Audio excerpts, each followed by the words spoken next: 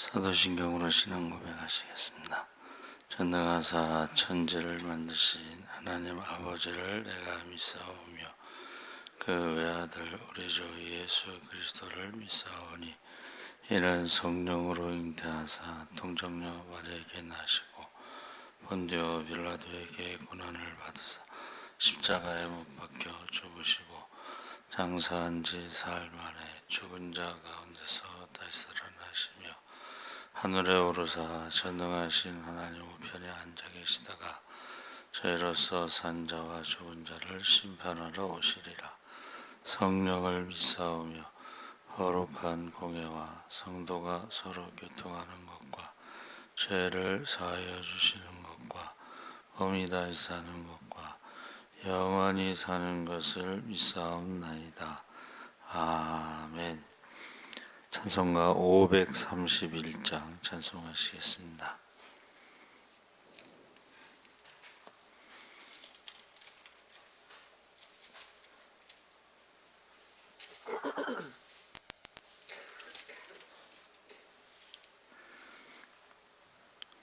찬송가 531장 찬송하시겠습니다.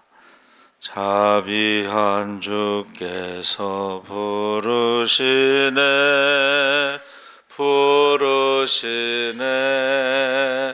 부르시네 사랑의 햇빛을 왜 안 받고 점점 더 멀리 가나 지금 오라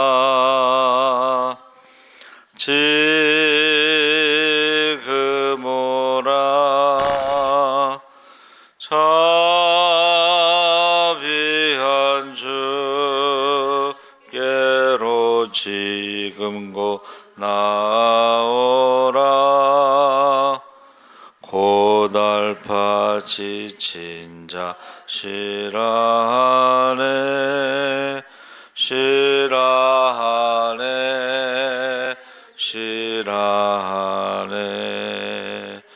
무거운 짐진 자 다 나오라 쉬게 해주시리라 지금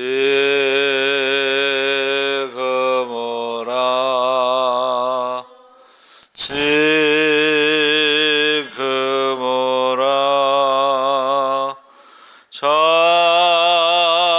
자비한 주께로 지금 곧 나오라 주께서 지금도 기다리네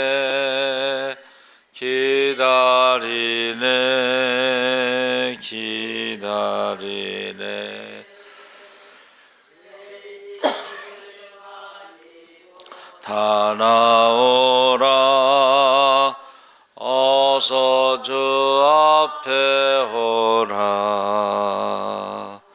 지금 오라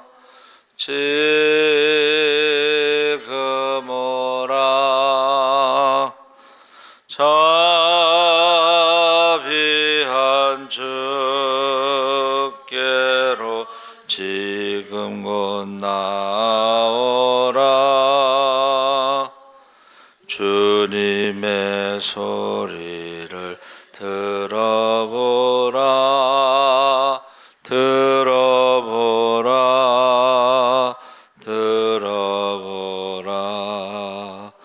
그 이름 믿는 자 복받으리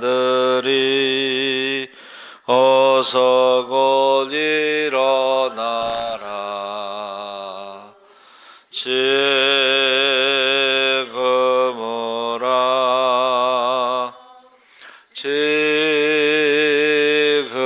오라 자비한 주께로 지금 곧 나오라 아멘. 말씀은 이사야 1장 1절에서 9절까지 말씀을 보겠습니다. 구약 성경 966쪽에 있습니다.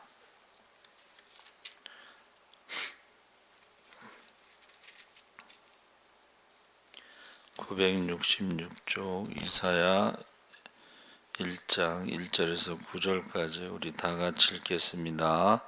유다 왕 오시아와 요담과 아하스와 히스기야 시대에 아모스의 아들 이사야가 유다와 예루살렘에 관하여 본 계시라. 하늘이여 들으라, 땅이여 귀를 기울이라. 여호와께서 말씀하시기를 내가 자식을 양육하였거늘 그들이 나를 거역하였도다. 소는 그 임자를 알고 나귀는 그 주인의 고유를 알건만은 이스라엘은 알지 못하고 나의 백성은 깨닫지 못하는도다 하셨도다. 슬프다 범죄한 나라여, 허물진 백성이요 종자요 행위가 부패한 자식이로다. 그들이 여호와를 버리며 이스라엘의 거룩하신 이를 만홀히 여겨 멀리하고 물러갔도다. 너희가 어찌하여 매를 더 맞으려고 패역을 거듭하느냐. 온 머리는 병들었고 온 마음은 피곤하였으며 발바닥에서 머리까지 성한 곳이 없이 상한 것과 터진 것과 새로 맞은 흔적뿐이거늘 그것을 짜며 싸매며 기름으로 부드럽게 함을 받지 못하였도다. 너희의 땅은 너희의 성읍들은 불에 탔고 너희의 토지는 너희 목전에서 이방인에게 삼켜졌으며 이방인에게 파괴됨같이 황폐하였고 딸 시온은 포도원의 망대같이 참에 원두막같이 에워싸인 성읍같이 겨우 남았도다. 만군의 여호와께서 우리를 위하여 생존자를 조금 남겨두지 아니하셨다면 우리가 소돔 같고 고모라 같았으리로다. 아멘. 할렐루야. 좋은 아침입니다. 잘 오셨습니다. 감사합니다.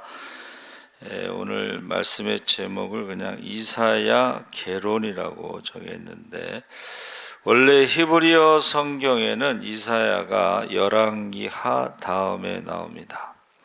히브리어 성경을 헬라어로 번역할 때 순서를 지금과 같이 열왕기 상하 다음에 역대 상하가 나오도록 변경했습니다.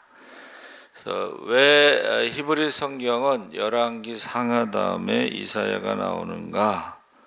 그것은 거기에 등장하는 왕들의 이야기 중심에 엘리야와 엘리사 선지자가 말씀을 전하는 내용이 나오기 때문입니다. 그래서 우리가 히브리 성경의 순서대로 열왕기 상하를 읽고 이사야를 읽는 것이 이해에 도움이 되고, 또 역대 상하 다음에 에스라가 나오죠. 그 역대 상하를 에스라가 기록하고 거기에 수많은 이름이 나오면서 이제 이스라엘의 정체성에 대해서, 그리고 에스라에서는 이제 2차 포로 귀환해서 하나님의 말씀을 가지고 부흥회가 있죠. 회개 운동이 일어납니다.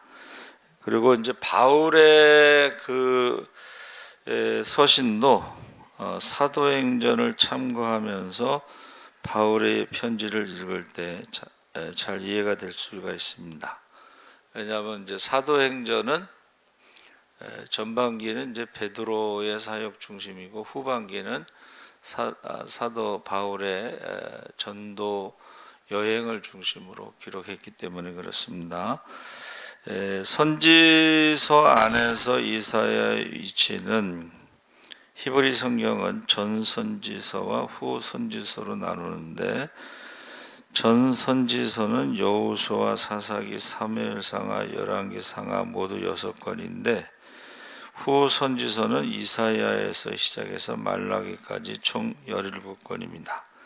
그러니까 우리가 말하는 전선지서는 역사서를 말하는 거죠. 역사서. 그리고 후선지서는 이제 이사야를 시작해서 말라기까지인데, 거기에는 주로 이제 대선지서라고 그래서 이사야, 예레미야, 에스겔, 다니엘 같은 것이 있고, 소선지서는 이제 호세아, 요엘 그러면서 학개, 말라기인데, 이것은 양을 말하는 거예요. 그러니까 양이 많으면 대선지서라고 그러고 양이 적으면 소선지서라고 그러는데, 이 후선지서의 대선지서의 첫 번째 책이 이사야인데, 이사야라는 이름은 주께서 구원하신다. 그래서 자기 이름을 가지고 이제 그냥 이사야서라고 부르는데, 그때의 북왕국의 선지자는 아모스, 호세와 유다 선지자인 미가와 동시대 인물인데, 이게 북왕국과 남유다가 망하기 전에 하나님께서 집중적으로 선지자들을 보내서 계속 경고를 하죠. 지금 예수님께서 재림하시는 것도 계속 이 재림의 징조를 가지고 경고를 하고 있습니다. 그래서 난리의 소문과 전쟁의 소문, 처처의 기근과 지진과 전염병이라는 것은 이게 24시간 365일 유수를 통해서 계속 지금 경고를 보내고 있죠. 그리고 사람이 사랑이 식고 불법이 상하고 무정하다, 부모를 거역하고 죽이는 시대에 살아가고 있는데, 지식이 더하지만 세상의 지식으로는 하나님을 알 수도 없고 구원받을 수도 없습니다. 그래서 계속 경고를 집중적으로 선지자들을 통해 하고 있습니다. 근데 이 이사야서의 구조가요, 우리가 구약이 39권 그리고 신약이 27권인데, 이사야서도 구조가 39장까지가 경고고, 그 다음부터 40장서부터 뒷부분은 이제 다시 돌아온다, 회복을 말하고 있습니다. 근데 이제 우리가 이게 주전 740년에서 681년까지 반세기를 예언한 것은 굉장히 시간도 긴 것이고, 오시아 왕 죽던 해부터 므낫세 치세까지 살았다고 추정하는데, 이사야서의 아주 특별한 구조가 뭐냐면, 보통 선지자들은 소명이 1장에 나옵니다. 이사야서는 6장에 나오는데, 1장부터 심판의 긴박성, 그러니까 지금 소명이 중요한 게 아니고 하나님이 지금 금방 심판하신다는 것을 1장에서 우리가 읽은 말씀에 소도 주인을 아는데 머리부터 발끝까지 성한 곳이 하나도 없는데 왜 깨닫지 못하느냐 하고 심판에 대해서 1장에 나오는 거죠. 그러니까 지금 재림의 그 경고도 이게 심판이잖아요. 이거는 최후의 심판이기 때문에 두 번 다시 기회가 없습니다. 그러니까 지금 우리의 신앙을 볼 때 이게 온전한 데가 있느냐 이거예요. 온전한 데가. 그래서 저는 그 선교사님들의 눈으로 볼 때 한국 교회가 생각보다 더 타락했다, 그 말씀이 계속 기억에 남습니다. 그래서 이 중심 주제의 심판, 이게 이사야서가 아주 특별한 거예요. 심판이 먼저 나오고 그 다음에 소명이 나오는데, 거기에 거룩하신 하나님의 심판과 구원에서 하나님은 거룩하시다는 것이 계속 강조되고 있습니다. 이 거룩하신 하나님이 강조된다는 것은 거룩하지 않은 백성에 대해서 심판하신다는 거예요. 여러분, 거룩하신 하나님, 이거는 거룩하지 않으면 심판하신다는 것을 이사야 전체에서 계속 강조하고 있습니다. 그래서 거룩하다 거룩하다 거룩하다는 찬송을 듣고 난 후에 이사야가 자기의 죄를 깨닫죠. 입술이 부정한 자. 그래서 제단 숯불로 그 입술을 이렇게 대서 깨끗하게 하고, 누가 우리를 위해서 갈고 했을 때에 내가 여기 있나이다 나를 보내소서 하고 헌신하게 되죠. 그래서 죄에 대해서 하나님께서 용서하시는 것을 경험합니다. 그러니까 우리가 거룩하다 거룩하다 거룩하다는 그 말씀은 거룩하지 않으면 심판하고 심판하고 심판하는데, 여러분, 하나님의 심판은 굉장히 철저하다는 거예요. 성경을 읽어보면 하나님의 심판은 봐주는 게 없어요. 철저해요. 그래서 이번에 그 가평 계곡에 남편을 죽인 그 여자 무기징역인데 그 판결문이 이렇게 나와 있어요. 한 번 보고 독을 통해서 죽이려고 하다 실패하고, 두 번째는 낚시터에서 죽이려고 하다가 실패하고, 세 번째는 이제 가평 계곡에서 결국 죽였는데, 만약 가평 계곡에서도 남편을 죽이지 못하면 계속 죽이려고 할 시도를 했을 것이다. 왜냐하면 보험금을 계속 올렸거든요. 그래서 무기징역인데, 이거 성경에서는 그냥 사형이죠. 실제로 일본의 어떤 여자는 결혼을 하고 보험금을 들어서 남편을 죽였는데, 남편이 5번째인가 6번째에 걸려요. 그러니까 계속 결혼해서 보험금 남편 죽이고 이거를 계속 했다는 거예요. 그러다가 이제 나중에 걸리죠. 그 일본에서 일어나는 범죄가 조금 있으면 우리나라에서도 일어나는 그런 현상이 있습니다.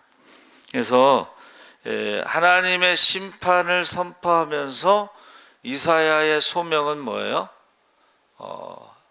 회개했을 때는 용서하시는 하나님을 경험한 것이고, 그 타락한 이스라엘 백성 가운데 심판 가운데서도 남은 자들을 구원하신다. 그래서 성경은요 계속 남은 자가 구원받는다.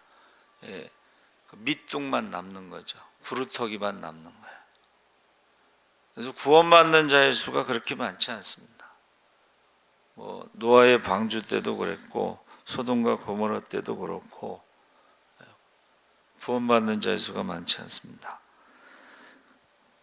그래서 성경의 이사야서에 아주 특별한 것이 뭐냐 했더니, 그것은 고난받는 종의 노래가 40장에서 55장까지 4번 나옵니다.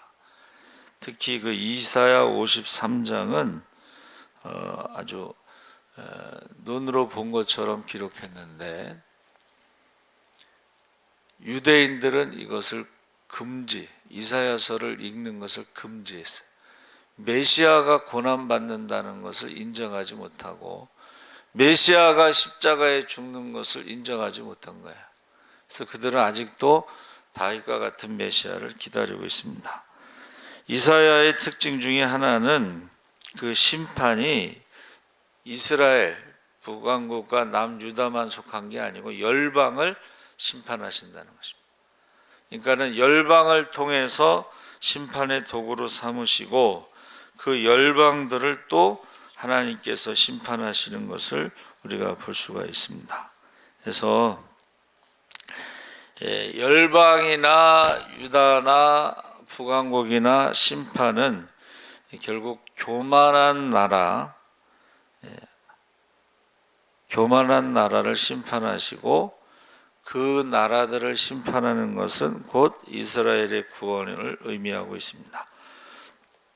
그래서 결국은 모든 선지자들의 그 심판에 대한 경고, 그 다음에는 회개하면 다시 돌아온다는 희망으로 끝나는 거예요. 희망으로. 하나님의 백성이기 때문에. 그러면서 하나님의 백성을 구원하실 때에 이방 나라들도 하나님을 두려워하면서 하나님을 경배하고 모든 민족이 시온으로 몰려올 것이다. 그래서 마지막 때에는 온 세상이 여호와를 아는 지식으로 가득하게 될 것이다. 그래서 사실은 세계 어느 나라도 성탄절을 모르는 나라는 없습니다. 그렇죠? 근데 재림에 대해서는 아는 사람들이 많지 않습니다. 그래서 우리 믿는 사람들도 재림에 대해서, 만약에 재림을 믿는다면 우리가 어떻게 살아야 되겠어요? 세월을 아끼라 때가 악하니라. 하나님의 뜻이 무엇인지 분별해야 되고, 사망의 잠에서 깨어나야 돼요. 그 사망의 잠에서 깨어난다는 건 뭐예요? 하나님의 경고를 우리가 두려워하면서 기도하는 것을 말합니다. 기도하지 않는 것은 지금 사망의 잠을 자고 있는 거예요. 노아의 방주 때도 사람들이 끝까지 노아가 그 홍수 심판, 배를 만드는 걸 보고도 믿지 않은 거죠. 소돔과 고모라 성 때도 분명히 불로 심판하신다는 것을 듣고 농담으로 여긴 거죠. 그래서 오늘 심야기도 때는 이사야의 총론, 이사야가요, 하나님, 인간, 죄, 심판, 구원에 대해서 이렇게 다 나오고 있어요. 예언이. 그리고 로마서도 마찬가지입니다. 로마서도 하나님, 인간, 죄, 심판, 구원에 대해서 다 나와요. 그래서 이사야서를 구약의 복음서다. 왜냐하면 메시아에 대한 예언이 가장 많이 나오는 게 이사야서이기 때문에 그렇습니다. 그래서 오늘 저녁에는 심야기도 때는 이사야 총론에 대해서 말씀을 나누려고 합니다. 많이 참석했으면 좋겠습니다. 살아계신 하나님 아버지 감사합니다.